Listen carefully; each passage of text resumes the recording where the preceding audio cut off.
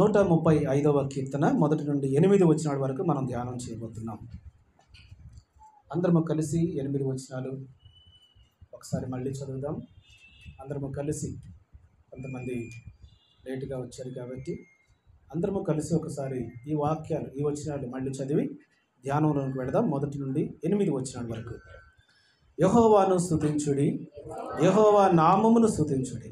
యెహోవా సేవకులారా, యెహోవా మందిరములలో మన దేవుని మందిరపు ఆవరణములలో నిలుచుండు వారలారా, యెహోవాను స్తుతించుడి. యెహోవా దయాళుడు, యెహోవాను స్తుతించుడి. ఆయన నామమును కీర్తించుడి, అది మనోహరము. యెహోవా తన కొరకు యాకోబును ఏర్పరచుకునెను, తనకు స్వకీయ ధనముగా ఇశ్రాయేలును ఏర్పరచుకునెను.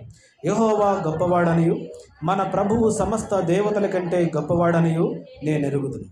ఆకాశమందు, భూమినందును, సముద్రముల యందును, మహాసముద్రములన్నిటి యందును ఆయన తనకిష్టమైనదంతయు జరిగించువాడు. భూదిగంతముల నుండి ఆవిరి లేవచేయువాడు ఆయనే. వాన కురిగినట్లు మెరుపు పుట్టించువాడు ఆయనే. తన విధులలో నుండి గాలిని ఆయన బయలు వెళ్ళజేయును. ఐగుప్తులో మనుషులను తొలిచూలును, పశువుల తొలిచూలును ఆయన హతము చేసెను. చాలు, ఇక్కడి వరకు ఈరోజు మనం ధ్యానం చేద్దాం. సంతోష్ ఎటుపోయింది? వచ్చిండు కదా, వెళ్ళిపోయింది క్లాస్కి. ఇక్కడ 135వ కీర్తనలో ఈరోజు మన యొక్క ధ్యానాంశముగా మనం చదివాం. ఆయన అంటాడు, ఈ కీర్తనకారుడు, ఇది యాత్రా కీర్తన. ఇది ఏ కీర్తన? యాత్రా కీర్తన. ఎప్పుడు రాశారో, ఏ సందర్భంలో రాయబడిందో ఎవరికైనా తెలుసా? యాత్రా కీర్తన అంటే ఇశ్రాయేలీయులు బబులోను చెరలో 70 సంవత్సరాలు ఉన్నారు. ఉండి పాడైపోయిన యెరూషలేము మందిరాన్ని కట్టిన తర్వాత తిరిగి బబులోను చెర నుండి యెరూషలేముకు వచ్చేటప్పుడు వ్రాసి పాడినటువంటి కీర్తనలు. ఎన్ని విడతలుగా వచ్చారో తెలుసా వాళ్ళు? బబులోను చెర నుండి యెరూషలేము మందిరానికి ఎన్ని విడతలుగా వచ్చారు? 3 విడతలుగా వచ్చారు. చాలాసార్లు చెప్పారు, 3 విడతలుగా వచ్చారు. మొదటి విడత ఎవరు తీసుకొచ్చారు? మొదటి విడత తీసుకొచ్చింది ఎవరంటే జెరుబ్బాబెలు. జెరుబ్బాబెలు గారిని గవర్నర్గా నియమించి, జెరుబ్బాబెలు గారి వెంట కొంతమంది వెళ్ళి పాడైపోయిన దేవుని మందిరాన్ని కట్టుకోండి అని ఇశ్రాయేలును పంపించాడు. ఎవరు? కోరేషు చక్రవర్తి. కోరేషు చక్రవర్తి. కోరేషు చక్రవర్తి కింద అనేకమైన సామ్రాజ్యాలు ఉన్నాయి. అందులో ఒక సామ్రాజ్యమే బబులోను సామ్రాజ్యం. దాన్నే పారసీక సామ్రాజ్యం అంటారు, దాన్నే కల్దీయుల దేశం అంటారు. దానికి 3 పేర్లు. దేనికి? బబులోనికి ఎన్ని పేర్లు? బబులోన్ అన్నా, కల్దీయుల దేశం అన్నా, పారసీక దేశం అన్నా ఒక్కటే. అక్కడ నుండి మొదటి గుంపు వెళ్ళింది దేవుని మందిరం కట్టుకోవడానికి. తర్వాత రెండవ గుంపు వెళ్ళింది. రెండవ గుంపు ఎలా వెళ్ళిందో తెలుసా? పాడైపోయినటువంటి దేవుని యొక్క మందిర ప్రాకారములు, అంటే ప్రహరీ గోడలు నిర్మించడానికి ఎవరిని నాయకత్వం వహించాడు?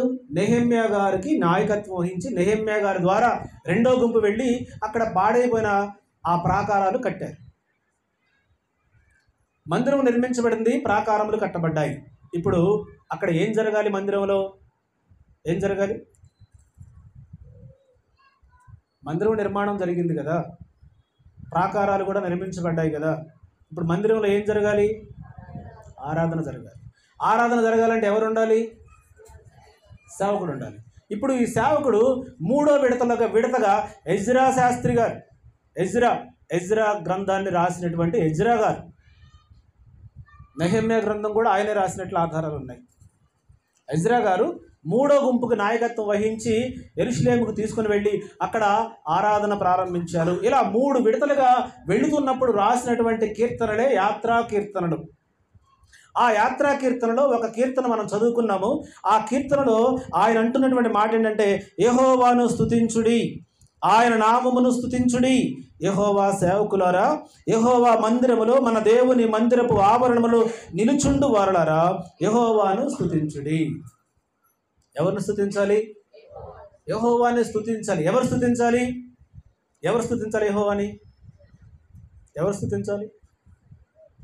సైలెంట్ అవుతారు. ఎవరు? మనమే. ఎవరు స్తుతించాలి? మనమే. మందిరములకు వచ్చిన వాళ్ళందరూ కూడా ఏం చేయాలయ్యా మందిరంలో అంటే దేవుణ్ణి స్తుతించాలి. హల్లెలూయా. ఆయన పరిశుద్ధాలయమందు ఆయన సన్నిధిలో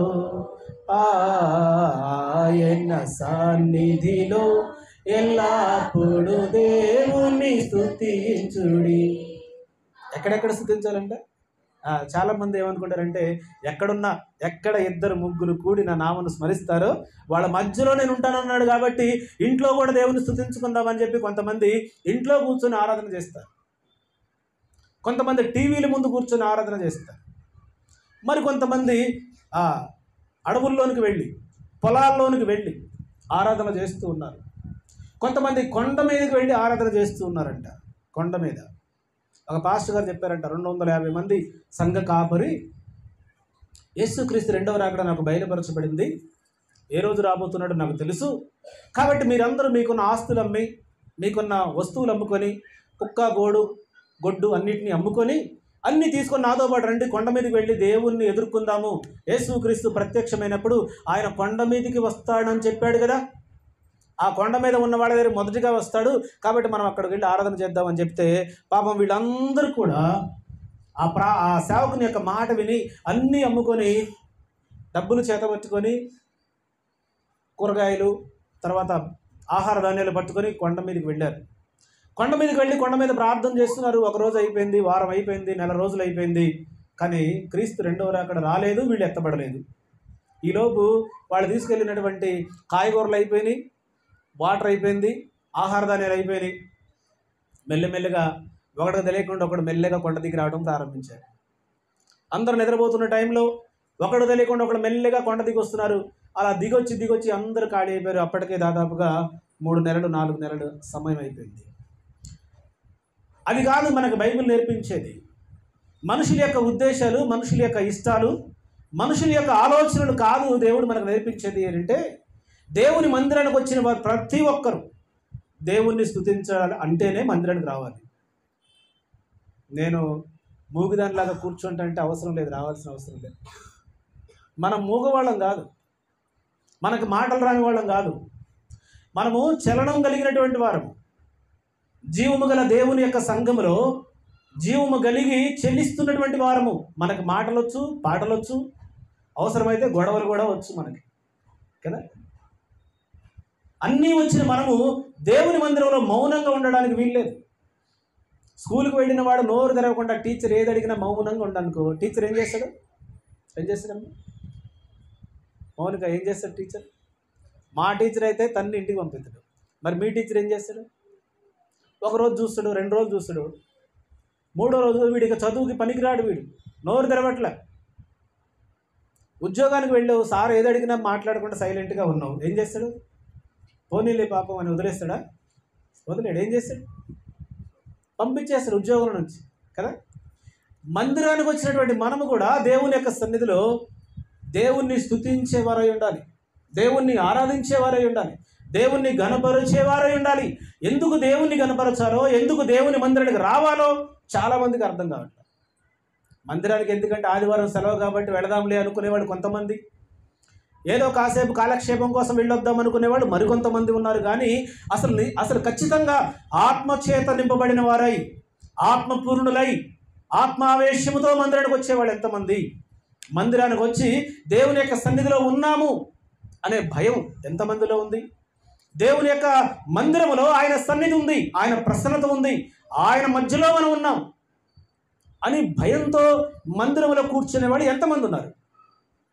ఈరోజు మనం ధ్యానిస్తున్నటువంటి వాక్య భాగంలో దేవుని మందిరం యొక్క ప్రాముఖ్యత, దేవుని యొక్క మందిరంలోకి వచ్చినటువంటి వారు ఎలా స్తుతించాలి, ఎలా దేవుణ్ణి ఘనపరచాలి, ఎందుకు ఆయన్ని ఆరాధించాలో ఈరోజు మనం ధ్యానం చేయబోతున్నాం. దేవుని యొక్క ప్రాముఖ్యత సంవత్సరాల తరబడిగా మందిరానికి వచ్చే అలవాటైతే ఉంది, కానీ అది పరిపూర్ణంగా సంపూర్ణంగా దేవుని యొక్క సన్నిధికి రావడానికి చాలామంది ఆసక్తిని కనబరుచుతున్నారు. వాళ్ళైతే ఆనాటి కాలంలో దేవుని యొక్క మందిరానికి వెళ్ళడానికి ఎంతో ఆశపడ్డారు. అసలు దేవుని యొక్క మందిరానికి వెళదాము అంటే ఎక్కడ లేని ఉత్సాహంతో కేరింతలు కొట్టారు వాళ్ళు, ఆనంద గానములు చేశారు వాళ్ళు. దేవుని మందిరం పేరు వినబడగానే వారి ఒళ్ళు పులకించిపోయింది. వారి జీవితము, వారి యొక్క దేహము ఆనందముతో పరవశించిపోయింది. దేవుని మందిరము పేరు చెప్పగానే. ఎందుకంటే అక్కడ ఆయన సన్నిధి ఉంటుంది, అక్కడ ఆయన ప్రసన్నత ఉంటుంది, అక్కడ ఆయన ప్రభావం ఉంటుంది. ఆయన మందిరంలో ఏముంటుందో చూడండి, ఒక మాటను మీకు చూపెడతా. రాజులు మొదటి గ్రంథం 8వ అధ్యాయము. రాజులు మొదటి గ్రంథం 8వ అధ్యాయము 11వ వాక్యాన్ని చదువుదాం ఒకసారి. రాజులు మొదటి గ్రంథం 8వ అధ్యాయం 11వ వాక్యం. అమ్మ అది కాబట్టి యెహోవా తేజో మహిమ యెహోవా మందిరములో నిండుకొనగా ఆ మేఘమున్న హేతువు చేత యాజకులు సేవ చేయుటకు నిలవలేకపోయిరి. హల్లెలూయా చెప్పాలి, హల్లెలూయా చెప్పండి. దేవుని యొక్క మందిరంలో ఏముందంట? యెహోవా తేజో మహిమ. చెప్పండి, ఏముంది? యెహోవా వెలుగు ఈ మందిరంలో ఉందంట. యెహోవా ప్రసన్నత ఈ మందిరంలో ఉంది. యెహోవా యొక్క శక్తి ఈ మందిరంలో ఉంది. కానీ మందిరంలోకి వచ్చి మనం పిల్లలతో ఆడుకుంటాం, పక్క వాళ్ళతో మాట్లాడతాం కదా. ఇప్పుడు ముఖ్యమంత్రి గారి దగ్గర ఏదైనా మీటింగ్లో కూర్చున్నాం అనుకో, ఎలా కూర్చుంటాం? శ్యామల గారు ఎలా కూర్చుంటారు? ముఖ్యమంత్రి గారితో మాట్లాడుతున్నాం అండి, ఎలా కూర్చుంటాం? అదే ఆయన దగ్గర మెదులుతువా, కదులుతువా? Attention please, your attention please అంటారు కదా. ఎక్కడ? రైల్వే స్టేషన్లో. ఎంత అటెన్షన్గా ఉంటాం. మన యొక్క ప్రాణాత్మ దేహాలన్నీ కూడా కాన్సన్ట్రేషన్లో ఉంటాయి. ఫోన్ కూడా సైలెంట్లో పెట్టేస్తాం. ఏం మాట్లాడతారు? ఎందుకంటే ఆయన నీకు ఇచ్చే టైము 1 లేదా 2 నిమిషాలు మాత్రమే. ఆయన నీకు ఇచ్చే సమయం ఎంత తెలుసా? 1 లేదా 2 నిమిషాలు మాత్రమే. ఈ 1-2 నిమిషాల్లో నీకు ఇస్తే నువ్వు చాలా జాగ్రత్తగా ఆయన ముందు కూర్చుంటావు, చాలా వినయంతో కూర్చుంటావు, చాలా భయభక్తులుగా కూర్చుంటావు ముఖ్యమంత్రి గారి ముందే. కానీ మరి దేవుని సన్నిధిలో ఎలా ఉంటున్నాం మనము? దేవుని యొక్క సన్నిధికి ఎలా వస్తున్నాం? ఎలా వస్తున్నాం? దేవుని యొక్క ప్రసన్నత ఉందంట దీంట్లో, దేవుని యొక్క వెలుగు ఉందంట ఇక్కడ ఈ మందిరంలో, దేవుని యొక్క శక్తి, దేవుని యొక్క ప్రభావం ఇక్కడ ఉంటే దేవుని సన్నిధిలో భయం లేదా మనకి? దేవుని సన్నిధికి రావడానికి భయంతో రావద్దా? ఇక్కడంట సొలొమోను గారు మందిరం కట్టించిన తర్వాత ఆ మందిరంలో దేవుని యొక్క తేజో మహిమ ఉన్న కారణంగా సేవకులు సేవ చేయడానికి వాళ్ళు నిలవలేకపోయారంట. ఆ శక్తిని, ఆ ప్రభావాన్ని తట్టుకోలేక సేవకులు బయటికి పరిగెడుతుంటుంటే అప్పుడు సొలొమోను గారు దేవునికి ప్రార్థన చేయడం ప్రారంభిస్తారు. 8వ అధ్యాయం అంతా దేవునికి ప్రార్థన చేసిన మాటలే సొలొమోను గారు. మరి సొలొమోను గారికి దేవుడు చెప్పాడు కదా, అయ్యా నా కొరకు ఒక పరిశుద్ధ స్థలాన్ని నిర్మించండి, నేను వారిలో నివసించినట్లు. 23వ వచనం ఉంటుంది అన్నమాట. నేను వారిలో నివసించినట్లు వారు నాకు ఒక పరిశుద్ధ స్థలం నిర్మించండి అన్నారు కదా. ఆ పరిశుద్ధ స్థలము ఎలా నిర్మించాలో మీరు మాకు చెప్పారు కదా, అలాగనే నిర్మించాను కదా. మరి నీవుంటే సేవకులు ఉండకూడని పరిస్థితి. సేవకులు ఉండాలి అని అంటే ఎవరు ఉండకూడదు? సేవకులు ఉండాలంటే ఎవరు ఉండకూడదు మందిరంలో? దేవుడు ఉండకూడదు. దేవుడు ఉంటే ఎవరు రాలేకపోతున్నారు మందిరానికి? చెప్పాలి, ఎవరు రాలేకపోతున్నారు? సేవకులు నిలవలేని పరిస్థితి, ఆ వెలుగును చూడలేని పరిస్థితి, ఆ ప్రసన్నత చూసి తట్టుకోలేని పరిస్థితి సేవకుల్లో ఉంటే అప్పుడు జ్ఞాని అయిన సొలొమోనుకు అర్థం కాలే, ఏం చేయాలి ఈ మందిరంలో ప్రజలు రావాలంటే అని దేవునికి ప్రార్థన చేస్తే అప్పుడు దేవుడు అంటాడు, సొలొమోను నువ్వు జ్ఞానవంతుడు అనుకున్నావు, ఆకాశము నా సింహాసనము, భూమి నా పాదపీఠము, నీవు నా కొరకు కట్టనుద్దేశించి మందిరము ఏ పాటిది? ఇవన్నీ నా హస్తకృతములు కావా? ఈ హస్తకృత ఆలయంలో నేను నివసిస్తానని నువ్వు అనుకుంటున్నావా? నీకు ఈరోజు కళ్ళు తెరిపించడానికే నేను ఈ మందిరంలోకి వచ్చాను. నేను వచ్చానంటే మరి యాజకులు రాలేని పరిస్థితి కాబట్టి నేను ఆకాశమందు ఆసీనుడై ఇక్కడ భూమిని పాదపీఠంగా చేసుకొని ఈ పాదపీఠం మీద ఉన్న ప్రతి ఒక్కరూ చేస్తున్న ప్రార్థన నేను వింటాను. ఇక్కడ చేస్తున్నటువంటి ప్రార్థన నేను వింటాను, ఈ ప్రార్థనకి నేను జవాబునిస్తా అని ఈ అధ్యాయంలో సొలొమోను గారితో దేవుడు మాట్లాడతాడు. జాగ్రత్తగా మనం ఆలోచన చేస్తే ఇంత గొప్ప సన్నిధిని, ఇంత గొప్ప ప్రాముఖ్యమైన స్థలానికి ఇశ్రాయేలులు అనబడిన వారు, మన పితరులు అనబడిన వారు ఏ స్థలము కొరకైతే వాళ్ళు ప్రాణాలు అర్పించి స్థలాన్ని నిలబెట్టారో, మన పూర్వీకులు ఎంతోమంది పరిశుద్ధ ఆలయం కొరకు వాళ్ళ ధనాన్ని, వాళ్ళ ప్రాణాన్ని, వాళ్ళ శక్తిని, వాళ్ళకున్న సమస్తాన్ని దారపోసి దేవుని మందిరమే కావాలి అని దీన్ని ఎంతగా వాళ్ళు నిలబెట్టారో, ఈ మందిరం విషయంలో మనం ఎంత నిర్లక్ష్యంగా ఉన్నాం. దేవుని మందిరానికి రావడానికి ఎంత నిర్లక్ష్యంగా వస్తున్నాం. ఈ మాట చెప్తారా నాతో కలిసి? యెహోవా తేజో మహిమ దేవుని యొక్క మందిరములో నిండుకొనెను. అంటే నీకంటే ముందే ఎవరున్నారు ఇక్కడ? మరి నువ్వెప్పుడు వస్తున్నావు ఆయన దగ్గరికి? అంటే నీకంటే ముందే దేవుని తేజో మహిమ ఇక్కడ ఉంది. నువ్వు రాకముందే దేవుని యొక్క సన్నిధి ఇక్కడ ఉంది. నువ్వేమో దేవుని యొక్క మందిరానికి నీకు నచ్చిన టైంకి నువ్వు వస్తున్నావు, కానీ నీకంటే ముందుగా ఎవరు వచ్చి కూర్చున్నారు ఇక్కడ? దేవుడు వచ్చున్నాడు. మరి దేవుని దగ్గర ఎప్పుడు వస్తున్నావు నువ్వు? అంటే నీకోసం ఎవరు వెయిట్ చేస్తున్నారు ఇప్పుడు? నువ్వెవరి కోసం వెయిట్ చేయాలి? మోషే గారు కొండ మీదకి రమ్మంటే ఆయన వెళ్ళి దేవుని కొరకు ఎదురు చూశాడు. ఇప్పుడు మనమైతే మన కోసం అయితే దేవుడే మన కోసం ఎదురు చూస్తున్నాడు. కానీ మనకు తీరట్లే, విస్తారమైన పనులు కదా మనకు. ఎన్ని పనులు? ఊపిరి ఉన్నంతకాలం ఇదే పోరాటం మనకి, ఆరోగ్యం ఉన్నంతకాలం ఇదే పోరాటం, ఆయుష్ ఉన్నంతకాలం ఇదే పోరాటం కదా, డబ్బులు ఉన్నంతకాలం ఇదే పోరాటం. ఒకడేమో బలాన్ని చూసుకొని విర్రవీగుతాడు, ఒకడు ఉద్యోగాన్ని బట్టి గర్విస్తాడు, మరొకడు అధికారాన్ని బట్టి గర్విస్తాడు, ఇంకొకడు ఆస్తి పాస్తులను బట్టి గర్విస్తారు మరికొంతమంది సంతానాన్ని చూసి గర్విస్తారు, కొంతమంది అందాన్ని చూసి గర్విస్తారు, మరికొంతమంది. వీటన్నిటినీ పక్కన పెడితే దేవుని యొక్క సన్నిధి కంటే, దేవుని యొక్క శక్తి కంటే, దేవుని యొక్క మందిరం కంటే ఎక్కువైనది ఈ లోకంలో ఏమున్నది? ఏముందమ్మా? ఏమీ లేదు, తెలుసు. కానీ రామ మందిరానికి ఇక్కడ ఒక మాటను మీకు జ్ఞాపకం చేస్తా. కీర్తన గ్రంథం 26వ కీర్తన, 26వ కీర్తన 8వ వాక్యాన్ని చూడండి.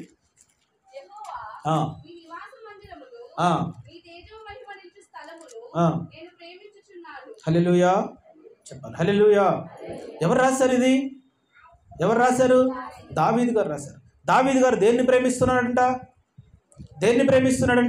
చదవండి 8వ వాక్యం. యెహోవా నీ నివాస మందిరమును, నీ తేజో మహిమ నిలుచు నీవు స్థలమును నేను ప్రేమించుచున్నాను. దావీదు గారు అంత గొప్ప రాజు అయి ఉన్నాడు.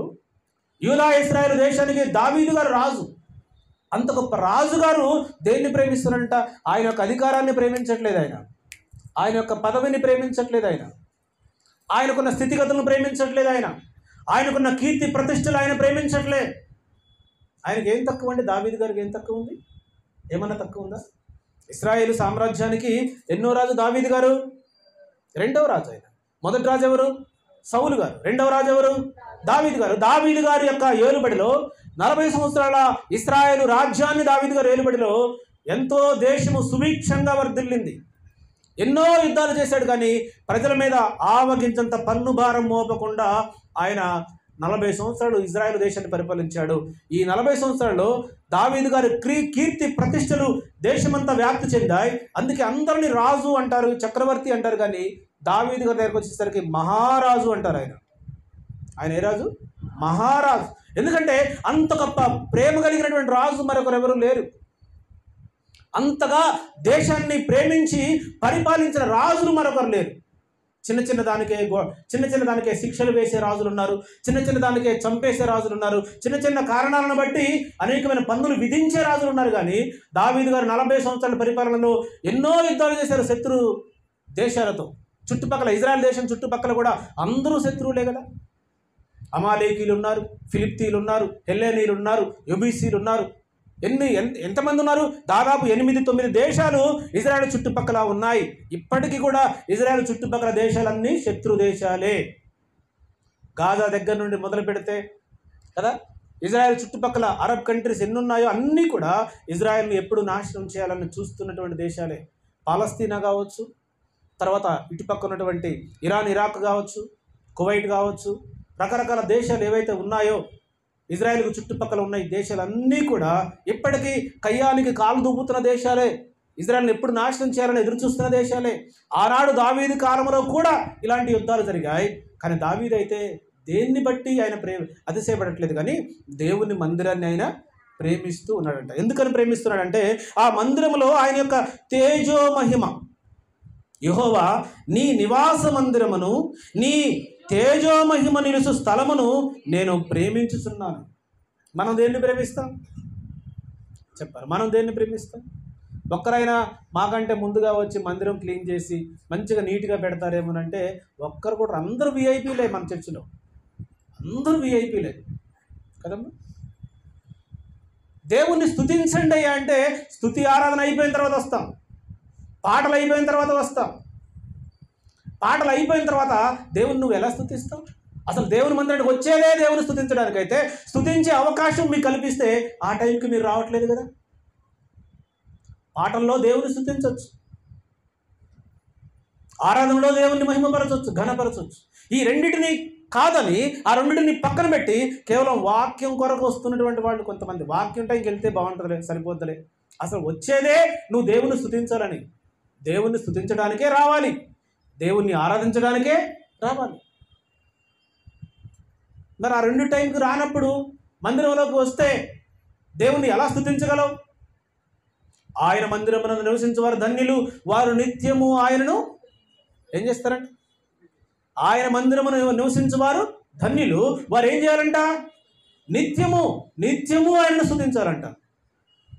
మరి స్తుతించే టైంకి రావట్లేదుగా, మనం పాటలు పాడే టైంకి రావట్లేదుగా, ఆరాధన చేసే టైంకి రావట్లేదుగా. ఏ టైంకి వస్తున్నావు? ఆనాటి కాలంలో దేవుని యొక్క మందిరం కొరకు, దేవుని యొక్క సన్నిధి కొరకు ఎంత ప్రయాసపడ్డారో, ఎంత ఆతృత, ఎంత తృష్ణ, ఎంత ఒక నిబద్ధత వాళ్ళు కలిగి ఉన్నారో కొన్ని మాటలు మనం చూద్దాం. పరిశుద్ధ గ్రంథంలో నుంచి ద్వితీయోపదేశకాండ గ్రంథం 7వ అధ్యాయము, ద్వితీయోపదేశకాండ గ్రంథం 7వ అధ్యాయము 6 నుంచి చదవండి ఒకసారి. నీవు నీ దేవుడైన యెహోవాకు ప్రతిష్ఠిత జనము. నీ దేవుడైన యెహోవా భూమి మీదనున్న సమస్త జనముల కంటే నిన్ను ఎక్కువగా ఎంచి నిన్ను తనకు స్వకీయ జనముగా ఏర్పరచుకొనెను. హల్లెలూయా, హల్లెలూయా. ఆయనకి మనమంట ఇంతకుముందు మీకు జ్ఞాపకం చేశా, స్వకీయ సంపాద్యము. ఇంతకుముందు ఒక వాక్యంలో ఒక 2 వారాల క్రితం అనుకుంటా యూట్యూబ్లో కూడా మనం దాన్ని అప్లోడ్ చేశాం. అప్పుడు మనం ధ్యానించిన అంశం ఏంటంటే మనమే ఆయనకి స్వకీయ సంపాద్యం. ఇక్కడ ఆయన అంటాడు మనమే ఆయనకు స్వకీయ జనము. స్వకీయ జనం అంట మనం, అందుకే ఆయనను స్తుతించాలంట. అదే కదా రాయబడింది, నీవు నీ దేవుడైన యెహోవాకు ప్రతిష్ఠిత జనము. నీ దేవుడైన యెహోవా భూమి మీద ఉన్న సమస్త జనముల కంటే నిన్ను ఎక్కువగా ఎంచి. ఎంతోమంది జనాలు ఉన్నారు, రాజులు అనబడిన వారు ఉన్నారు, చక్రవర్తులు అనబడిన వారు ఉన్నారు, అధికారులు అనబడిన వారు ఉన్నారు, పాలకులు అనబడిన వారు ఉన్నారు, జ్ఞానులు అనబడిన వారు ఉన్నారు కదా, ఏలుచున్న వారు ఉన్నారు, ఎంతోమంది ఉన్నారంట. కానీ వారందరికంటే దేవుడు నిన్నే ఎక్కువగా ఎంచాడంట. గుర్తుపెట్టుకోండి మీరు, దేవుడు మిమ్మల్ని ఎంచాడంట. మనం ఒక మార్కెట్కి వెళితే కూరగాయలు కొనడానికి ఆ కూరగాయల్లో ఎలా ఎంచుతాం? పుచ్చులు ఉన్నాయా, డాగులు ఉన్నాయా, దెబ్బలు ఉన్నాయా, అన్ని రకరకాలుగా చూసి ఎంచుకుంటాం కదా. ఫ్రూట్ మార్కెట్కి వెళితే ఎంచుకుంటాం కదా. రకరకాలుగా అన్నిట్లో ఎంచుకుంటామే. దేవుడు నిన్ను ఎంచి ఏర్పాటు చేసుకున్నాడంట. నీ బంధువుల్లో చాలామంది అన్నిలు ఉన్నారు, నీ స్నేహితుల్లో చాలామంది అన్నిలు ఉన్నారు, దేవుణ్ణి ఎరగని వారు ఉన్నారు, మన ఇరుగు పొరుగు వారిని అనేక మంది దేవుని ఎరగని వారు ఉన్నారు. కానీ నీవే ఎందుకు దేవుణ్ణి ఎరగాల్సి వచ్చిందంటే దేవుడు నిన్ను ఎంచాడంట. ఇదిగో ఈమెయితే నాకు సాక్షిగా ఉంటుంది, ఇదిగో ఈయనైతే నాకు సాక్షిగా నిలబడతాడు, ఇదిగో ఈయనైతే నన్ను స్తుతిస్తాడు, ఈయన ద్వారా నేను ఘనపరచబడతాను కదా. ఇజ్రాయెల్ దేశం తర్వాత చుట్టుపక్కల ఎన్నో దేశాలు ఉన్నాయి, కానీ ఇజ్రాయెల్ దేశాన్ని ఉద్దేశించి దేవుడు మాట్లాడతాడు. దేవుడు నిన్ను ఎంచాడంట, అందుకే నువ్వు దేవుణ్ణి స్తుతించాలి. హల్లెలూయా. ఎందుకు ఎంచాడు? భూమి మీద నిన్ను గొప్ప చేయడానికి కాదు, భూమి మీద నిన్ను ఘనపరచడానికి కాదు, భూమి మీద నిన్ను హెచ్చించడానికి కాదు. నీవు ఒకరోజు భూమిని విడిచిన తర్వాత తన కుడిపార్శ్వమున కూర్చుండబెట్టుకోవడానికి దేవుడు నిన్ను ఎంచాడు. దేవుడు తన కుమారుడైన క్రీస్తుని నీ కొరకు బలి చేశాడు. నిన్ను ఎంచాడు కాబట్టి ఆయన నీ కొరకు బలి చేశాడు. అందుకే ప్రతి ఒక్కరూ ఆయన్ని స్తుతించాలి. హల్లెలూయా. ప్రతి ఒక్కరూ ఆయన మందిరాన్ని ప్రేమించాలి. ప్రతి ఒక్కరూ ఆయన యొక్క సన్నిధిలోనికి భయంతో రావాలి. దేవుని యొక్క సన్నిధిని ప్రేమించేవారిగా ఉండాలి.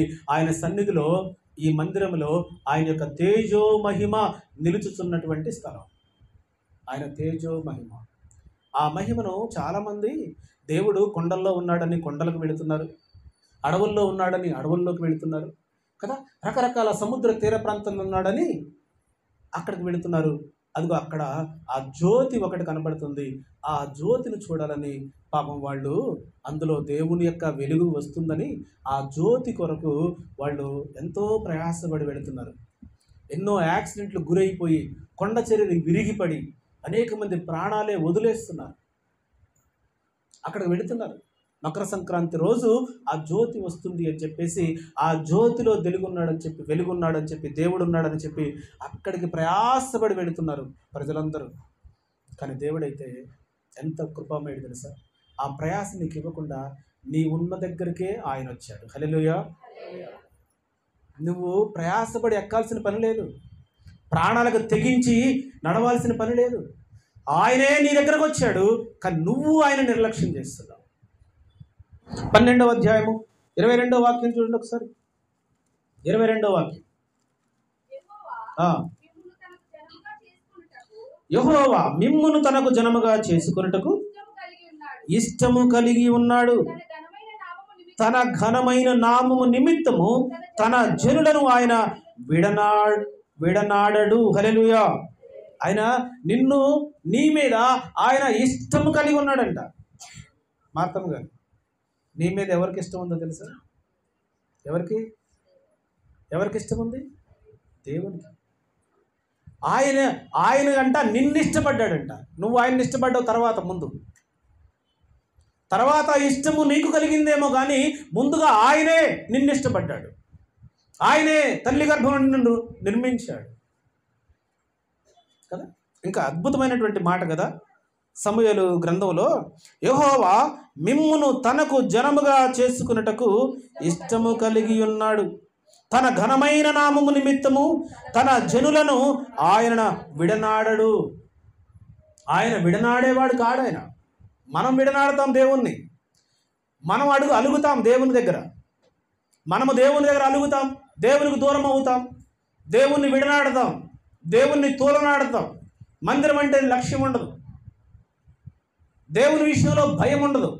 ఏదో సమయం ఉంటే వస్తాం. మందిరానికి రెడీ అయిన తర్వాత బైబిల్ పట్టుకొని బయటకు వచ్చినప్పుడు మీ ఇంటికి చుట్టం వచ్చింది అనుకో, ఏం చేస్తారు జేమ్స్ గారు? మళ్ళీ సంఖలో బైబిల్ లోపల పెట్టి వేసుకున్న చెప్పులు పక్కన విడిచి చుట్టానికి మర్యాద చేస్తాం, అవునా కదా? అంతేగాని నేను మందిరానికి వెళ్ళే టైంకి వచ్చావేంటి, నేను వచ్చేదాకా కూర్చో, లేదా నాతో పాటు మందిరానికి రా అని చెప్పేవాళ్ళు ఎంతమంది ఉన్నారు? పొరపాటున ఒక్కళ్ళన్నా ఉన్నారా? ఒక్కళ్ళు కూడా లేరు. అంటే దేవునికి మనం ఇచ్చేటటువంటి ప్రాముఖ్యత ఏంటి? ఆయన అంటాడు, నేనే మిమ్మల్ని ఇష్టపడ్డా, నేను మీకు దేవునిగా ఉండడానికి ఇష్టపడ్డాను, కాబట్టి మీరేం చేయాలంటే తెలుసా, నన్ను ఘనపరచాలి. హల్లెలూయా. ఆయన్ని ఘనపరచాలని దేవుడు తన ఇష్టంతో మనల్ని తన సొత్తైన ప్రజలుగా స్వీకరించాడు. అందుకే దేవుని యొక్క మందిరానికి రావడానికి మనం ఎప్పుడు కూడా నిరుత్సాహాన్ని ప్రదర్శించొద్దు. వారంలో 3 రోజులు మందిరం ఉంటుంది. బుధవారం ఉంటుంది, శుక్రవారం ఉంటుంది, ఆదివారం ఉంటుంది. కనీసం ఆదివారం ఒక్కసారి వచ్చేవాళ్ళు కూడా ఇంత నిర్లక్ష్యంగా వస్తున్నారంటే మీరు ఎవరిని ప్రేమిస్తున్నారు? ఎవరినమ్మా? ఇంటిని ప్రేమిస్తారు కదా, పిల్లల్ని ప్రేమిస్తారు, రకరకాల వస్తువులను ప్రేమిస్తారు, ఎన్నిటినో ప్రేమిస్తారు. కానీ అన్నీ ఉన్న దావీదు గారేమో నేను దేవుని మందిరాన్ని ప్రేమిస్తా అంటుంటే, ఏమీ లేని మనమేమో దేవుని మందిరం లాస్ట్లో ఉంటుంది కదా. ఏమీ లేని మనము దేవుని మందిరం అంటే ఇష్టం ఉండదు. అన్నీ ఉన్నవాళ్ళేమో దేవుని మందిరం కొరకు ప్రయాసపడుతున్నారు. అన్నీ ఉన్నవాళ్ళు దేవుని యొక్క మందిరం కొరకు ఎదురు చూస్తున్నారు. ఆయన మందిరం కొరకు దుఃఖిస్తూ మొరపెడుతున్నారు. దేవుని మందిరాన్ని ఎంతగా ప్రేమిస్తున్నారు తెలుసా? ఒక ఆయన 100 కిలోమీటర్లు దేవుణ్ణి ఆరాధించడానికి వస్తున్నాడు. అక్కడే ఉంది మందిరం, ఇంకెక్కడా లేదు. దేవుని మందిరం యెరూషలేములోనే ఉంది. కానీ ఆయన ఉద్యోగం ఎక్కడంటే ఐగుప్తులో ఆయన ఉద్యోగం. ఆయన ప్రభుత్వ ఉద్యోగి, ఆయన ఉద్యోగం ఏమో ఐగుప్తులో దేవుని మందిరం లేదు. కాబట్టి ఆయన దేవుని మందిరానికి వస్తున్నాడు. ప్రతి శనివారం వస్తున్నాడు రథం కట్టుకొని. ఆయన ఉద్యోగస్తుడై ఉండి దేవుని ఆరాధించాలనే ఆశతో, దేవుణ్ణి అనేటటువంటి ఆశతో ఆయన ప్రతి వారము దేవుని సన్నిధికి వస్తున్నాడు. ఎంత దూరం వస్తున్నాడు? 100 కిలోమీటర్లు, 65 మైళ్ళు అని రాయబడింది అక్కడ. ఎన్ని మైళ్ళు? 65 మైళ్ళు అంటే సుమారు 100 కిలోమీటర్లు ఆయన వస్తున్నాడు. ఒకడు 100 కిలోమీటర్ల దూరంలో మీరుంటే వస్తారా మందిరానికి? 100 దాకా ఎందుకు, 1 కిలోమీటర్ ఉంటేనే చాలు మనకి. ఇది ఒక సాకు కదా. చూడండి ఆ మాటను. అపొస్తలుల కార్యాల గ్రంథం 8వ అధ్యాయము అపొస్తలుల కార్యాల గ్రంథం 8వ అధ్యాయము 26వ వాక్యం చూడండి. 26వ వాక్యం నుండి. నీవు లేచి దక్షిణముగా వెళ్ళి యెరూషలేము నుండి అది గాజాకు పోవు అరణ్య మార్గమున కలుసుకోమని పిలుపుతో చెప్పగా అతడు లేచి వెళ్ళెను. అప్పుడు ఐతోఫీయుల రాణి అయిన కాందాక్రే కింద మంత్రి అయి ఆమె యొక్క ధనాగారమంతటి మీద ఉన్న ఐతోఫీయుడైన నపుంసకుడు ఆరాధించుటకు యెరూషలేమునకు వచ్చి ఉండెను. ఎక్కడి నుండి ఎక్కడికి వచ్చాడంట శ్రీనివాస్? గాజా నుండి యెరూషలేముకి వచ్చాడంట.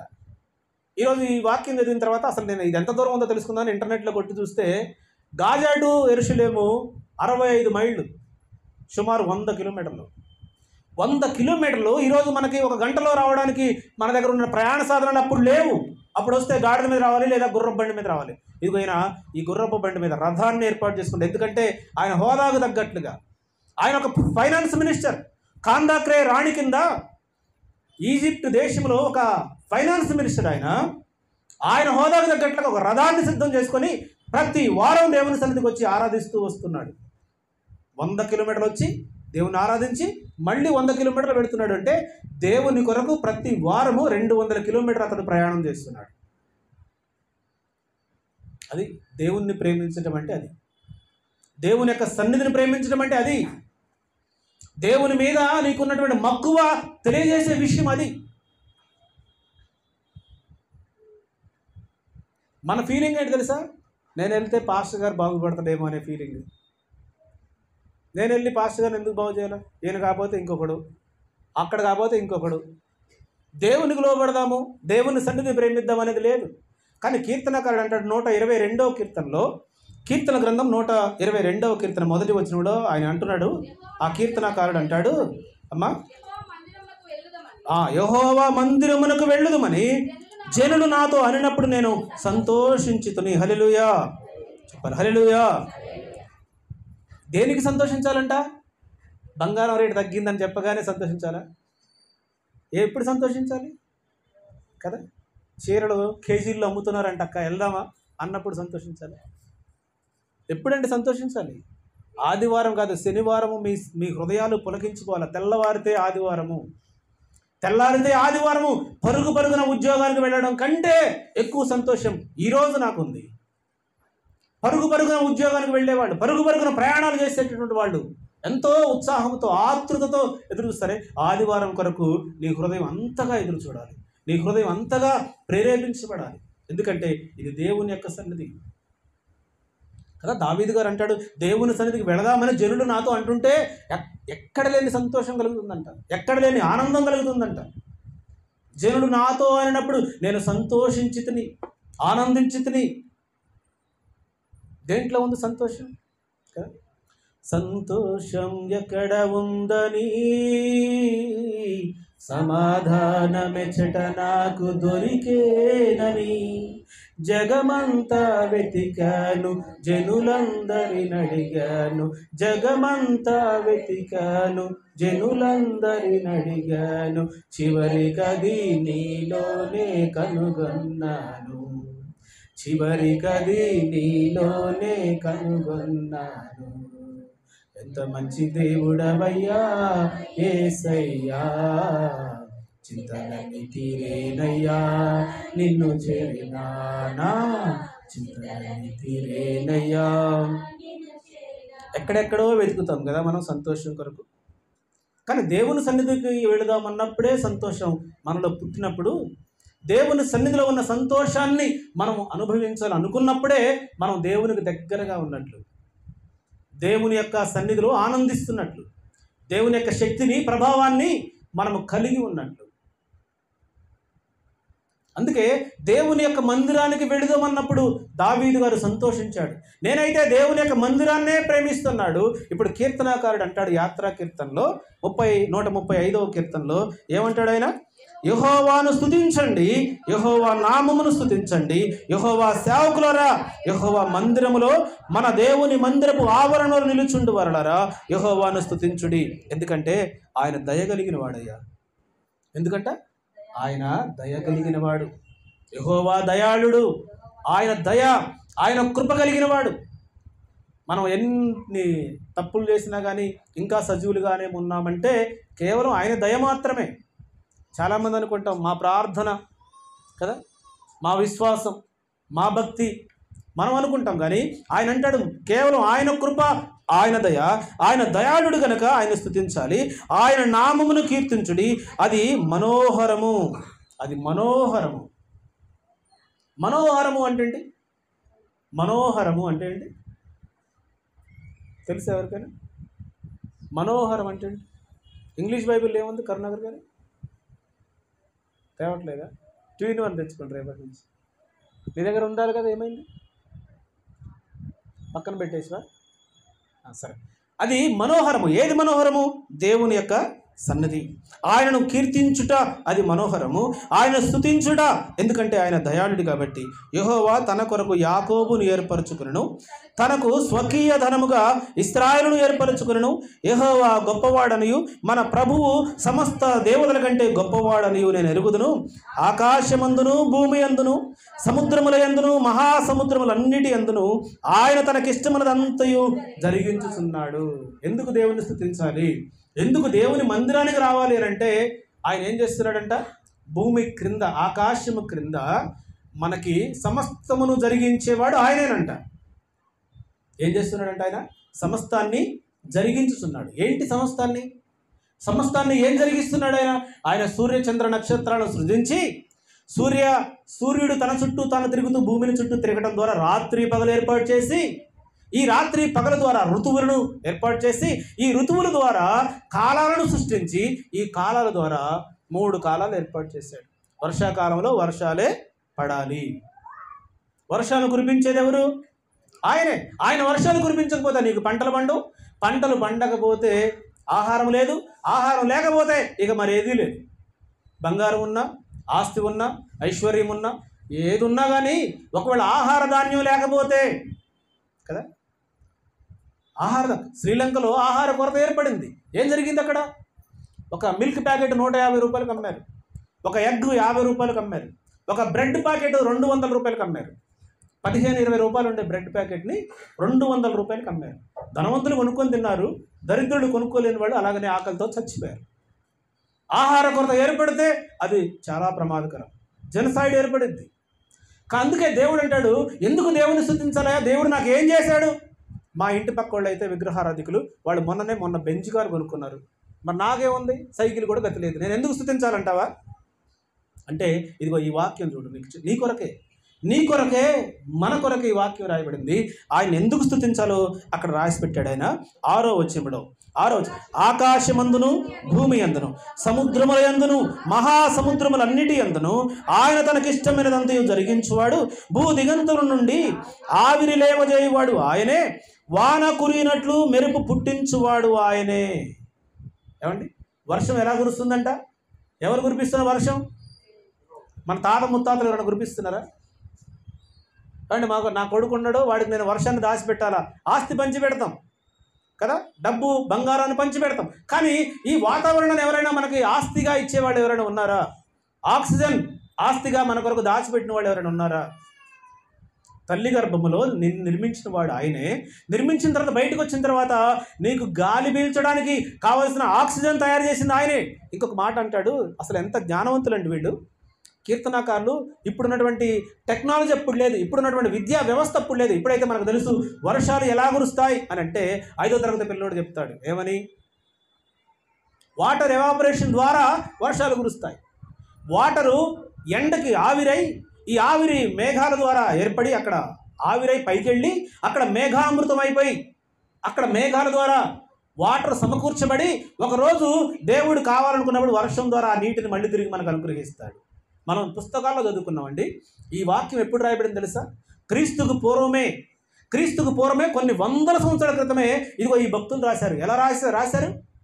ఆయనంట ఆవిరి ద్వారా మేఘాన్ని కలుగు చేసి, చదవండి అన్నమాట, భూ దిగంతముల నుండి ఆవిరిని లేవజేయవాడు ఆయనే. ఆవిరిని, ఏ ఆవిరి? ఎండ ద్వారా నీళ్లు ఎవాపరేట్ అయిపోయేట ఆవిరి. ఎండ, ఇప్పుడు కొన్ని నీళ్లు భూమి మీద మనం ఒలికించామనుకోండి, ఏదైనా కొన్ని పాత్రలో నీళ్లు పెట్టాం, ఒక 2 days తర్వాత ఆ నీళ్లు పెట్టినట్లే ఉంటాయా? ఉండవు. ఏమవుతాయి? కొన్ని నీళ్లు తరిగిపోతాయి. ఏమైపోయాయి? ఎవరు తాగారు? ఎవరు తాగలే. సూర్యరశ్మి ద్వారా ఈ నీళ్లు ఆవిరై ఎవాపరేట్ అయిపోయి మేఘాల్లో దాచబడి ఉన్నది. అప్పుడప్పుడు వర్షం కురిసినప్పుడు చేపలు పడుతుంటాయి. మనం చూసారా? ఎలా పడతాయి? వర్షంలో చేపలు ఎలా పడతాయి? మేఘంలో వాటర్ ఉంటాయి కదా, ఆ వాటర్లో ఎవాపరేట్ అయ్యేటప్పుడు, నదువుల్లో వాటరు, చెరువుల్లో వాటర్ ఎవాపరేట్ అయ్యేటప్పుడు ఆ వాటర్తో కలిసి చేపలు పెట్టిన గుడ్లు కూడా వెళ్ళిపోతాయి పైకి. వెళ్ళిపోయి అక్కడ స్టోర్ చేయబడుతుంది ఈ వాటర్ అంతా. ఎక్కడ? మేఘాల్లోనే గుడ్డు పరివర్తన చెంది చేపలుగా మార్చబడి పెరిగి పెద్ద అయి దేవుడు వర్షం కురిపించేటప్పుడు వర్షం ద్వారా కింద పడతాయి. చేప గుడ్లు, కప్పల గుడ్లు, ఇవన్నీ నీళ్ల మీద ఉండే గుడ్లే. ఇవే పైకి వెళ్ళిపోయి అక్కడ పిల్లలుగా మారి అక్కడ పరివర్తన చెంది భూమి మీద పడతాయి. అప్పుడప్పుడు మనం చేపలు కూడా పట్టడం చూసాం, అప్పుడప్పుడు కప్పలు కూడా పడడం చూసాం. చూడలేదా? నత్తలు కూడా పడడం చూసాం. పేపర్ల, టీవీలో అక్కడెక్కడ చూసాం. మనం జాగ్రత్తగా విందాం. ఎలా రాశారండి ఈ మాట? ఎంత జ్ఞానం కావాలి ఈ మాట రాయాలంటే, ఎంత తెలివి కావాలి. ఎక్కడ నేర్చుకున్నారు వీళ్ళంతా ఈ జ్ఞానాన్ని? ఎక్కడ నేర్చుకున్నారు? దేవుని యొక్క సన్నిధిని ప్రేమించారు కాబట్టి, దేవుని యొక్క మందిరాన్ని ప్రేమించారు కాబట్టి, దేవుని యొక్క సన్నిధిలో ఆయన యొక్క ప్రసన్నతని వాళ్ళు చూశారు కాబట్టి ఇంత అద్భుతమైన జ్ఞానం ద్వారా కొన్ని వేల సంవత్సరాల క్రితమే ఇది ఈ మాట రాస్తే మనము దాదాపుగా 200-300 సంవత్సరాల క్రితం నుండి చదువుకుంటున్నాం. ఇవి వాటర్ ఎవాపరేట్ అయిపోయి అక్కడ మేఘాలు ఏర్పడి అక్కడి నుంచి చల్లగాలి ద్వారా వర్షాలు కురుస్తున్నాయని మనం మొన్నటి నుండి చదువుకున్నాం. ఒక్క 2-3 సంవత్సరాలు వర్షం కురగకపోతే ఏమైంది? ఒక 2-3 సంవత్సరాలు వర్షం కురగకపోతే ఏమైంది? నువ్వేంటయ్యా కురిపించేది, మేము కూడా కురిపిస్తాం వర్షాలని చెప్పి కొంతమంది ఏం చేశారు? శాస్త్రజ్ఞులు ఏం చేశారు? కృత్రిమ వర్షాలు కురిపించడం ప్రారంభించారు. కృత్రిమంగా కొన్ని రసాయనాలు తయారు చేసి ఆ రసాయనాలని ఏరోప్లేన్స్లో తీసుకుని వెళ్ళి మేఘాల కంటే పైగా వాటిని అక్కడ చిమ్మి కృత్రిమంగా వర్షాలు కురిచేటట్లు చేశారు. ఆ నీళ్లు తాగిన వాళ్ళందరికీ బొబ్బలు వచ్చినాయి. ఆ నీళ్లు తాగిన వాళ్ళ గొంతంతా పొక్కిపోయింది. మీద పడ్డ వాళ్ళందరికీ కూడా చర్మం అంతా కూడా రకరకాల చర్మ వ్యాధులతో వచ్చేసినాయి. శాస్త్రజ్ఞులు ఆ నీటిని పరిశీలన చేసి వర్షపు నీటిని ఇవి చాలా డేంజర్, దీంట్లో కెమికల్స్ ఉన్నాయి, వీటిని తాగొద్దు, వీటిని వాడొద్దు అని చెప్పి ఇప్పుడు ఆ కృత్రిమ మేఘాల ద్వారా వర్షాలు కురిపించేటటువంటి పద్ధతిని ఆపేశారు. దేవుడే చేస్తున్నాడు ఇదంతా. దేవుడే నీ కొరకు నా కొరకు వర్షాలు కురిపించేవాడు. దానికంటే ముందుగా వాటర్ ఎవాపరేట్ కావాలంటే ఏం కావాలి? సూర్యుడు కావాలి. దాన్ని సృష్టించిన వాళ్ళు ఎవరు? దేవుడే. కాలాలు ఏర్పడాలంటే చంద్రుడు కావాలి. చంద్రుడిని తయారు చేసిన వాళ్ళు ఎవరు? దేవుడే.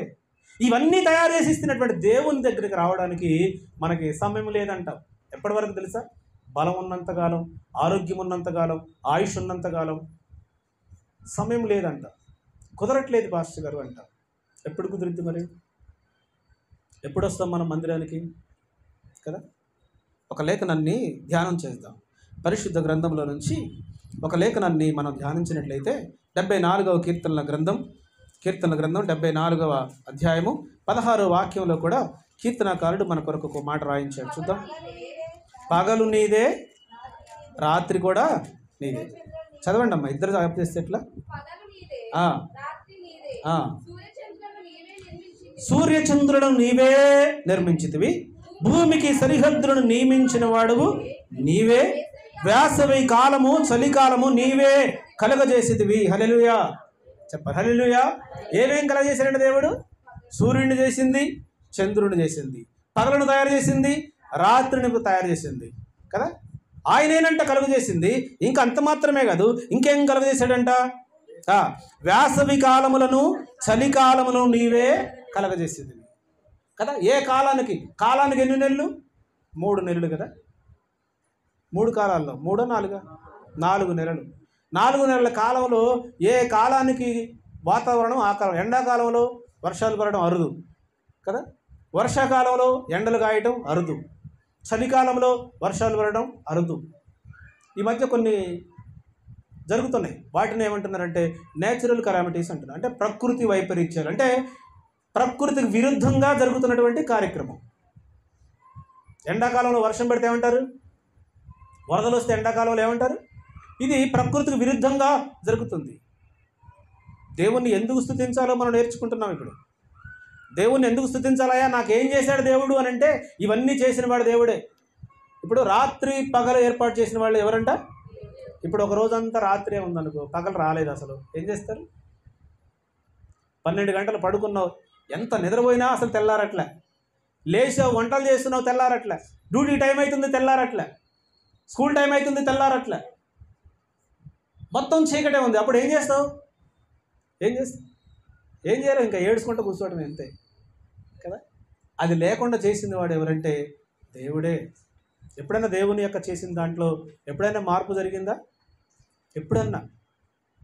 ఆయన దాంట్లో ఎప్పుడు మార్పు జరగలే. ఎప్పుడు మార్పు అనేది రాలేదు. ఆయన సృష్టించిన సృష్టిలో మార్పు కరగలేదు. జాగ్రత్తగా ఆలోచన చేద్దాం. ఇక్కడ రాత్రి పగలు ఇంకొక మాటను చూడండి. అదే పరిశుద్ధ గ్రంథంలో నుంచి, అదే పరిశుద్ధ గ్రంథంలో ఒక మాటను మీకు జ్ఞాపకం చేస్తాను. 104వ కీర్తన 19వ వాక్యం చూడండి. 104వ కీర్తన 19వ వాక్యం. ఋతువులను తెలుపుటకై ఆయన చంద్రుని నియమించును, సూర్యునికి తన అస్తమయ కాలములను తెలియను. నీవు చీకటి కలుగు చేయగా రాత్రి ఎగుచున్నది, అప్పుడు అడవి జంతువులన్నీ తిరుగులాడుచున్నవి. సింహపు పిల్లలు వేట కొరకు గర్జించుచున్నవి, తమ ఆహారమును దేవుని చేతుల నుండి తీసుకుని చూచుచున్నవి.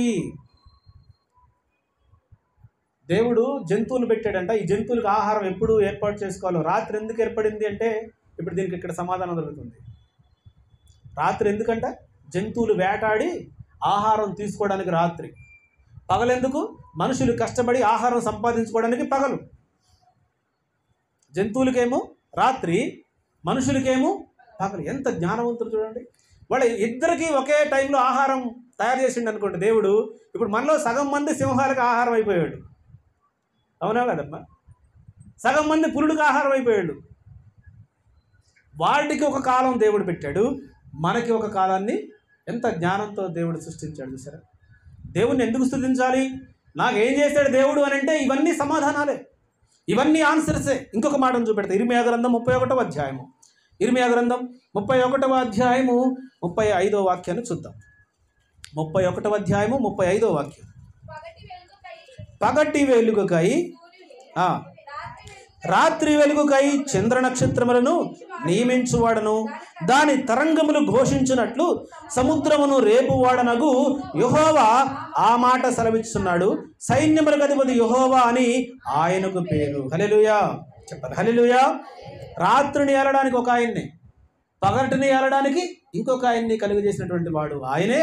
ఆయన పేరే సైన్యములకు అధిపతి వగు యెహోవా. అందును బట్టి మనం దేవుణ్ణి స్తుతించాలి. అందును బట్టి మనం దేవుని యొక్క సన్నిధికి రావాలి. దేవుని యొక్క సన్నిధిని అందుకే ప్రేమించాలి. దేవుని యొక్క సన్నిధిని ఒకవేళ మనం కోల్పోతే, ఆయన అంటాడు ఒక్క దినము గడిపితేనే 1000 దినముల కంటే శ్రేష్టం. అంటే ఎన్నో రోజులు మనము దేవుని యొక్క మందిరాన్ని నిర్లక్ష్యం చేస్తాం. అంటే ఎంత ధన్యత మనం పోగొట్టుకుంటున్నాం. ఎంత ధన్యత, ఎంత గొప్ప ధన్యతని దేవునికి ఇవ్వకుండా మనం మన ఇష్టానుసారంగా ప్రవర్తిస్తున్నాం చూసారా. దేవుణ్ణి విడిచిపోయిన వాళ్ళే ఉన్నారు, కానీ దేవుడు విడిచిన వాళ్ళు ఎవరు లేరు. దేవుడు ఎప్పుడు ఎవరిని విడిచిపెట్టేవాడు కాదు. ఆయన దగ్గరకు వచ్చేవాడు ఎవరైనా సరే, ఎంత ఘోర పాపి అయినా సరే, ఎంత గొప్పవాడైనా సరే, ఎంత దీనుడైనా సరే, దేవుడు ఎప్పుడు ఎవరిని విడిచిపెట్టాడు. దేవుడు ఎప్పుడు ఎవరిని కాదనుకున్నాడు. కాదు అని అనడం. మనమే చాలామంది మన యొక్క స్థితి కొంచెం మార్పు రాగానే, మన పరిస్థితి కొంచెం మెరుగుపడగానే మనలో అహంకారం పెరిగి దేవుణ్ణి దూషిస్తాం. దేవుని యొక్క సన్నిధిని ప్రేమించకుండా, దేవుని యొక్క సన్నిధిని ఇష్టపడకుండా రకరకాల సాకులతో మనం దూరం అవుతాం తప్ప దేవుడు ఎప్పుడూ ఎవరిని త్రోసివేసేవాడు కాదు. చాలామంది అనుకుంటారు చాలామంది వెళ్ళిపోతారు కదండి, మనమే కదండి పిలవాలి, మనమే కదా పిలవాలి పోయినటువంటి వాళ్ళని. అంటే యేసుక్రీస్తు 3 ఎగ్జాంపుల్ చెప్పాడు. 3 ఎగ్జాంపుల్స్ చూద్దాం ఒకసారి. లూకాసు వార్తలోకి రండి. లూకాసు వార్త 15వ అధ్యాయంలో 3 ఎగ్జాంపుల్స్ ఒకే దగ్గర రాయబడి ఉన్నాయి. లూకాసు వార్త 15వ అధ్యాయము 3వ వాక్యం నుండి చూడండి ఒకసారి.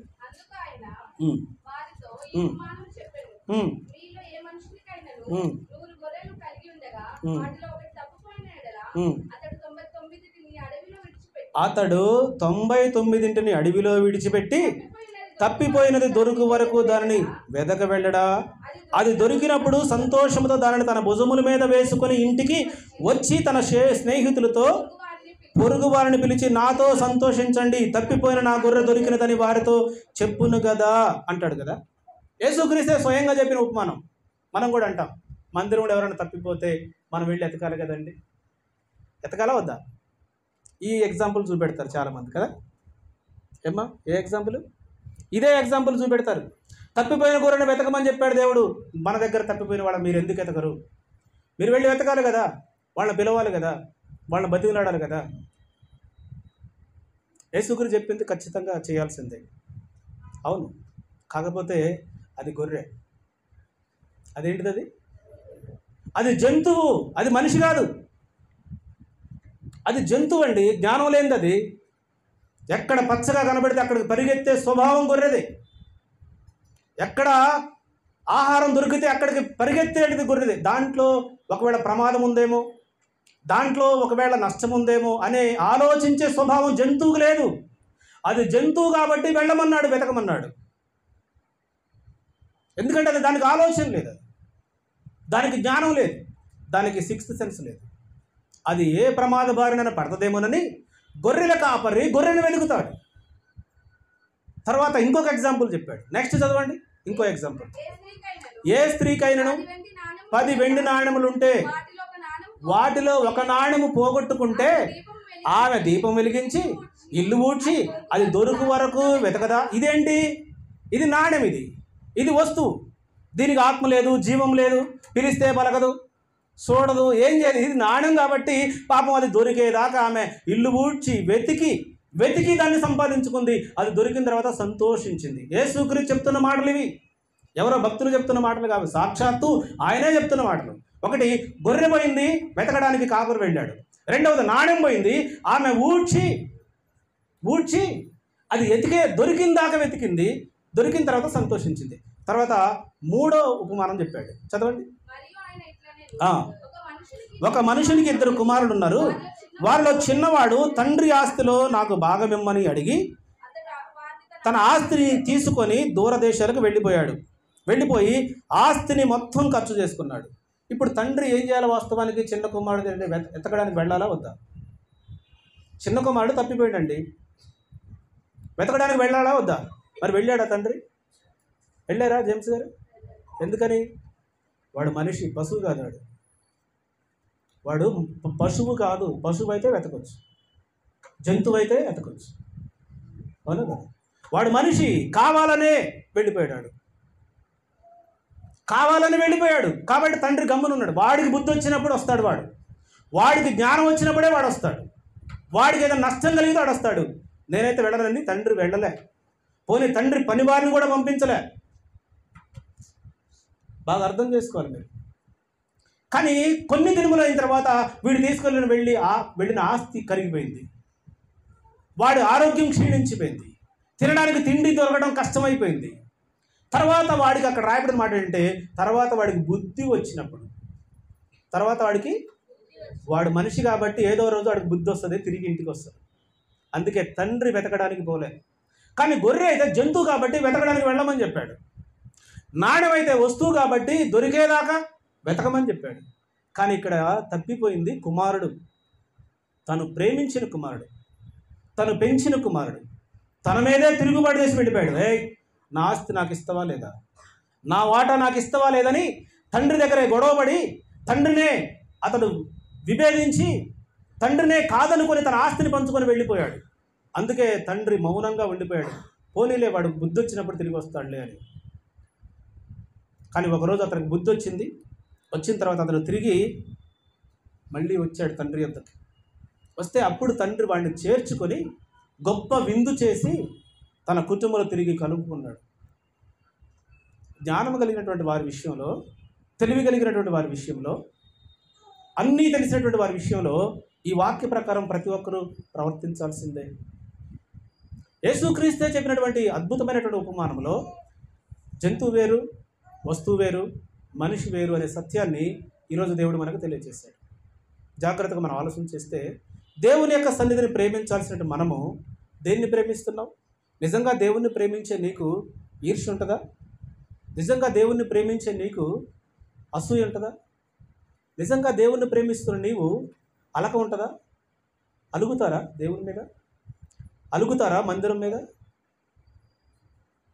నిజంగా దేవుణ్ణి ప్రేమించేవాళ్ళని, నిజంగా విశ్వాసులేనా, నిజంగా భయభక్తులు కలిగిన వాళ్ళేనా? నిజమైనటువంటి భక్తి మనలో ఉందా? ఉంటే ఒకవేళ ఉంటే దేవుని సన్నిధిని అలగడము, దేవుని యొక్క సన్నిధిలో సాకులు చూపడము, దేవుని యొక్క మందిరానికి దూరం కావడము కదా, ఇవన్నీ కూడా ఆత్మీయ విషయాలు కావు, ఆత్మ సంబంధం విషయాలు కావు. దేవుని మందిరంలో ఎదిగినటువంటి వాడు చేసేటటువంటి ప్రవర్తన కాదు ఇది. జాగ్రత్తగా ఆలోచించేస్తాం. దేవుని యొక్క సన్నిధికి వచ్చినటువంటి మనము ఎప్పుడు కూడా దేవుణ్ణి స్తుతించేవారు మాత్రమే ఉండాలి. ఎల్లప్పుడూ కూడా రాజులు మొదటి గ్రంథం 12వ అధ్యాయంలో ఒక మాటను చూపెట్టి నేను ముగింపులోకి వచ్చేస్తాను. రాజులు మొదటి గ్రంథం 12వ అధ్యాయము 26 నుండి చదువుదాం ఒకసారి. 26 నుండి.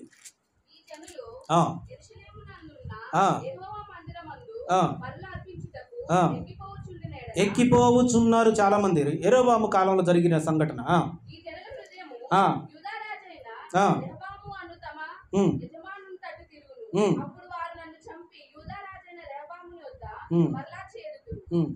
నిదానంగా చదువున్నాను, కంగారు లేకుండా.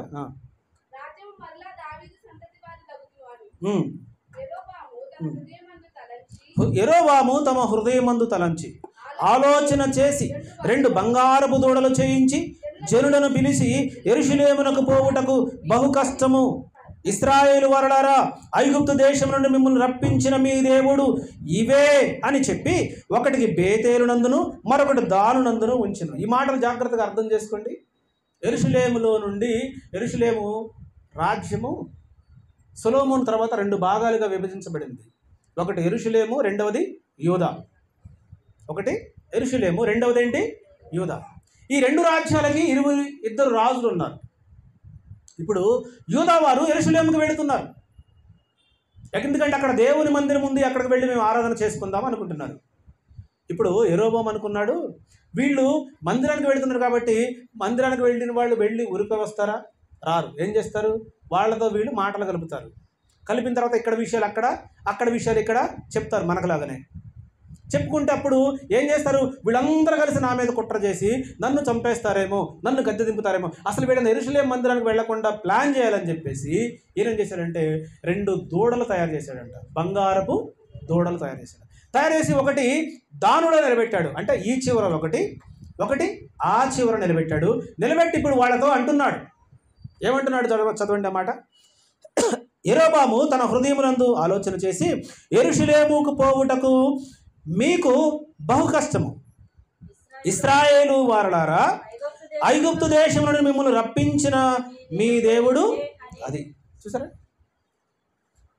ఏమండి? వీళ్ళు ఇశ్రాయేలీలు దేవునితో నడిచినటువంటి వాళ్ళు, దేవుని యొక్క శక్తి సామర్థ్యము, ఆయన యొక్క ప్రభావం చూసిన వాళ్ళు. వీళ్ళు ఒక బంగారపు దూడను చూపెట్టి, యెరూషలేము నుండి మిమ్మల్ని రప్పించిన దేవుడు వీడే అని దూడను చూపెడుతుంటుంటే వీళ్ళకి ఏమాత్రం కూడా సిగ్గనేది లేకుండా ఆ దూడకి పూజలు చేస్తున్నారు.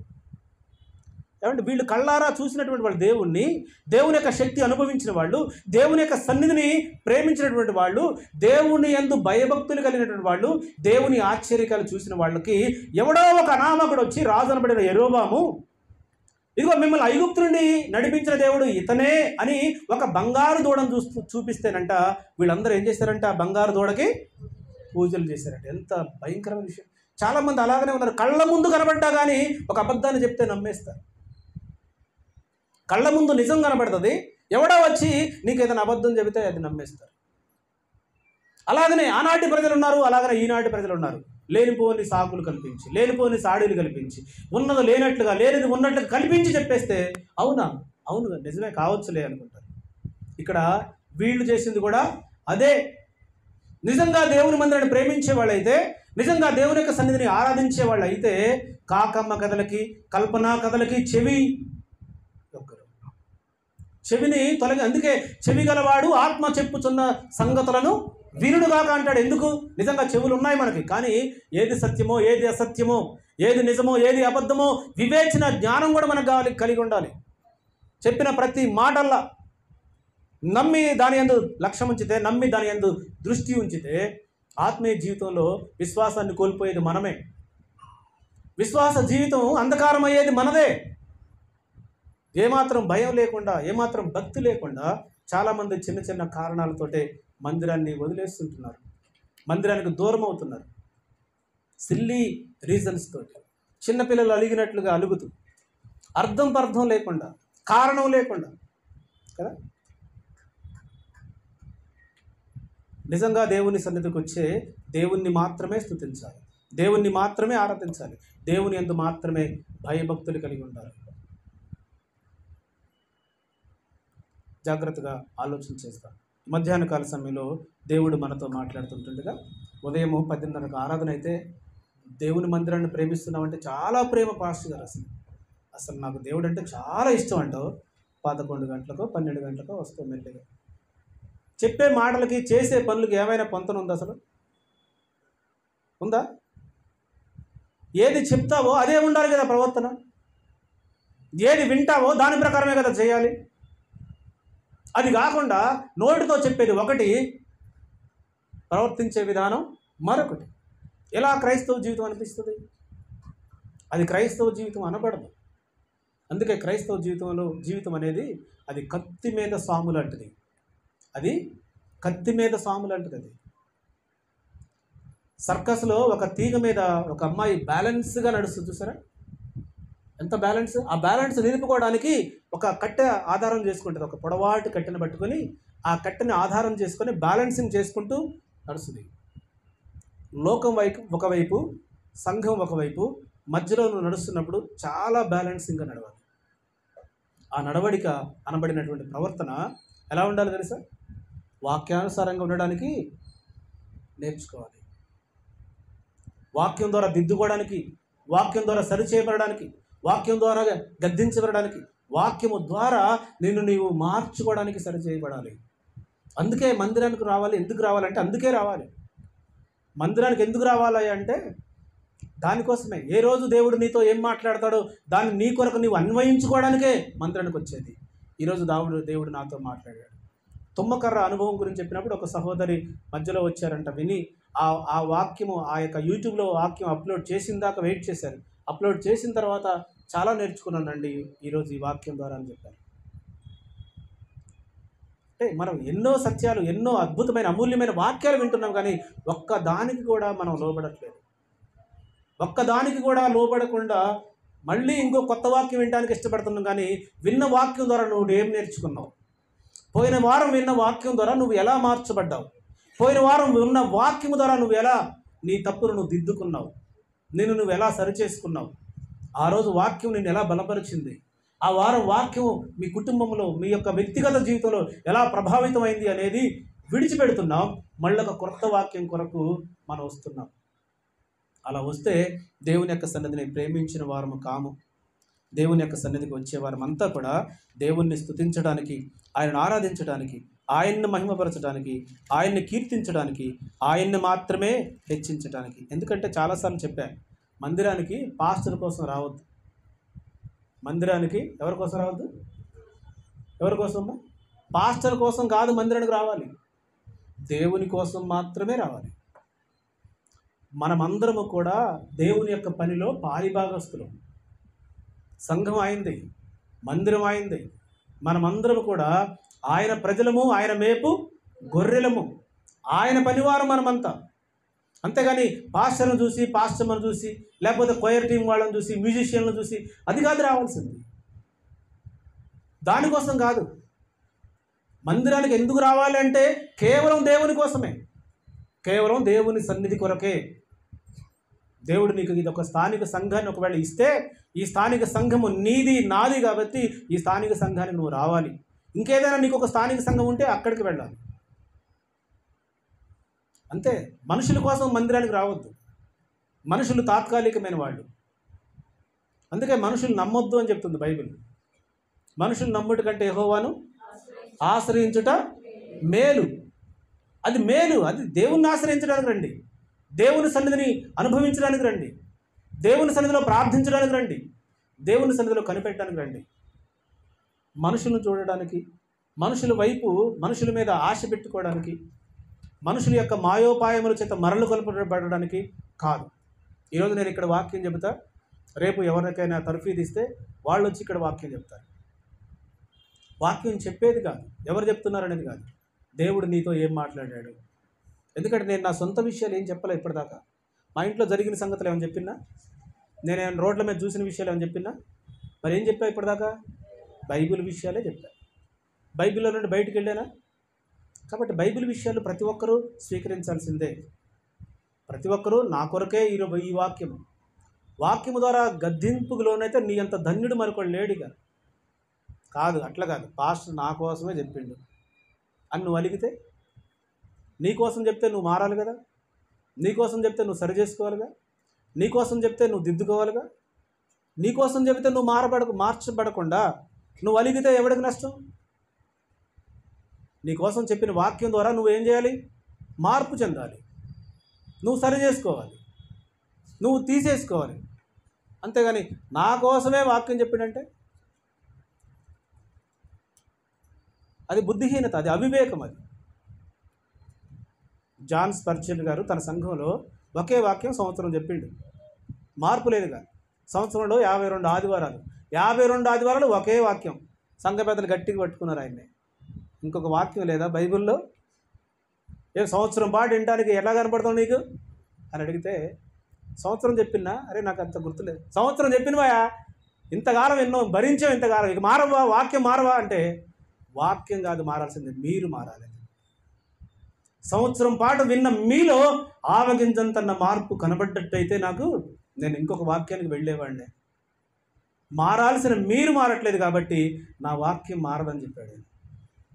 అందుకే ఆయన ప్రపంచాన్ని ప్రభావితం చేశాడు, చార్లెస్ స్పర్జన్ గారు. ఎవరండి మారాలి?